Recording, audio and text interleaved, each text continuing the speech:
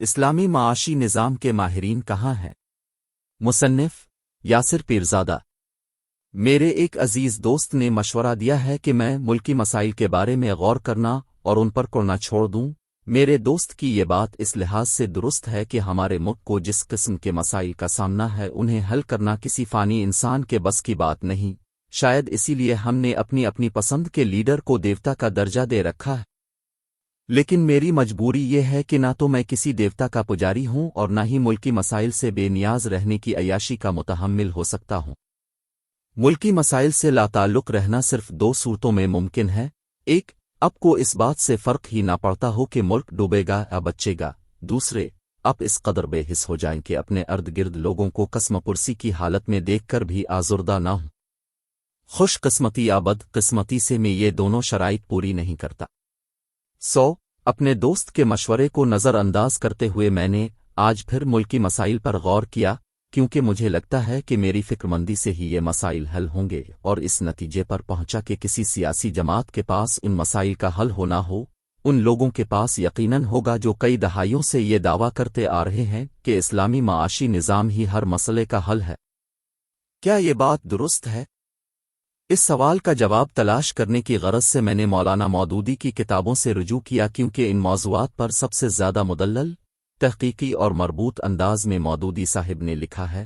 اس کا مطلب یہ نہیں کہ باقی علماء نے یہ کام نہیں کیا، کہنے کا مقصد صرف اتنا ہے کہ مودودی صاحب نے یہ کام بہت پہلے جس انداز میں مکمل کیا تھا، دیگر علماء نے بھی کم و بیش اسی انداز میں یہ کام کیا اور اس میں کوئی قابل قدر اضافہ نہیں کیا۔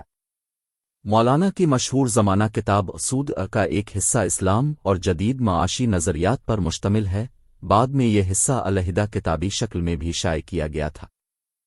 اس کتاب میں مولانا نے مختلف معاشی نظاموں کا جائزہ لیا ہے، ان کی خامیوں اور نقائص کو بے نقاب کیا ہے، اور پھر بتایا ہے کہ اسلامی معاشرے میں کس قسم کا معاشی نظام نافذ ہونا چاہیے۔ اس کا سب سے دلچسپ اور اہم باب وہ ہے جس کا عنوان جدید معاشی پیچیدگیوں کا اسلامی حل ہے۔ اس باب میں مولانا نے بتایا ہے کہ اسلام انفرادی ملکیت کا حق تسلیم کرتا ہے، اور یوں کمیونزم اور سوشلزم وغیرہ اسلام کی روح کے خلاف ہیں۔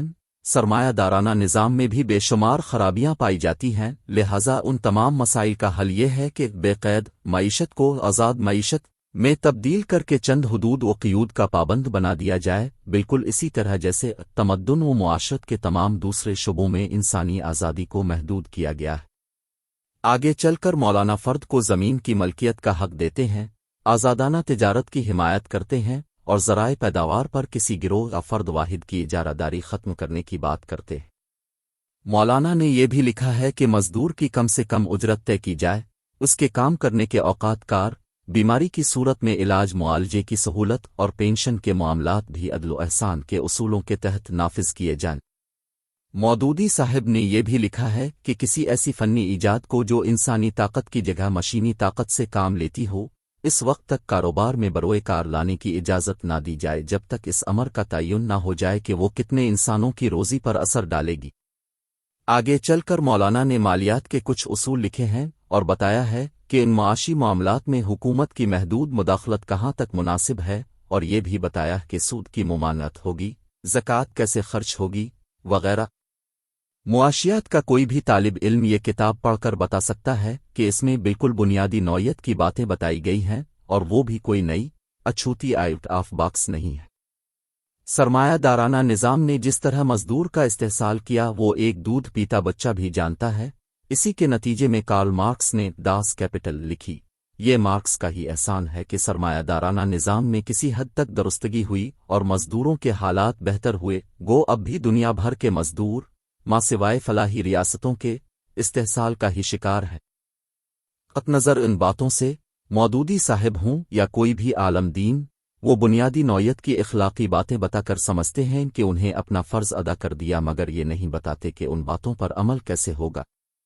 معاشی نظام ہو یا سماجی یا سیاسی نظام، انسان کسی بھی قانون پر محض اس لیے عمل نہیں کرتا کہ اس کے باطن سے قانون پر عمل کرنے کی آواز آتی ہے، بلکہ وہ اپنے مفاد کے پیش نظر اس پر عمل کرتا ہے۔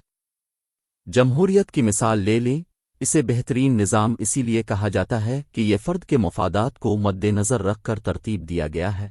سیاستدان اس لیے فلاحی کام کرنے پر مجبور نہیں ہوتا کہ وہ ایک اچھا انسان ہے، بلکہ وہ اس لیے اپنے حلقے کے لیے کام کرتا ہے کیونکہ اسے وہاں سے ووٹ چاہئیں، اور اس کے ووٹر بھی اسی صورت میں اسے منتخب کرتے ہیں اگر وہ ان کے مفادات کا تحفظ کرے۔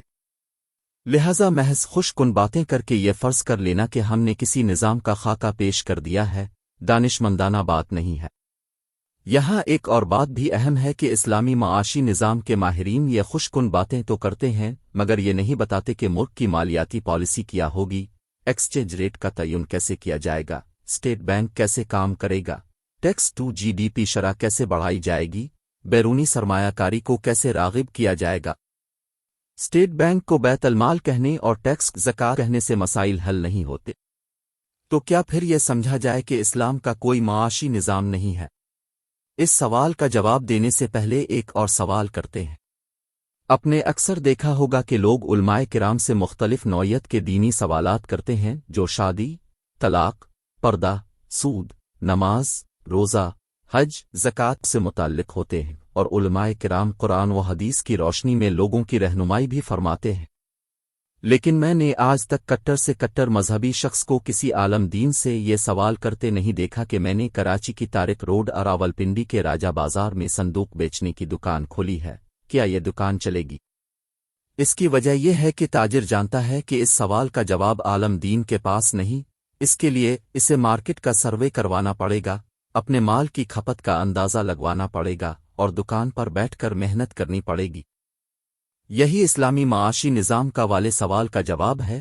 اسلام ہمیں زندگی گزارنے کے کچھ رہنما اصول بتاتا ہے اور ہمیں آخرت میں سرخرو ہونے کی ترغیب دیتا ہے۔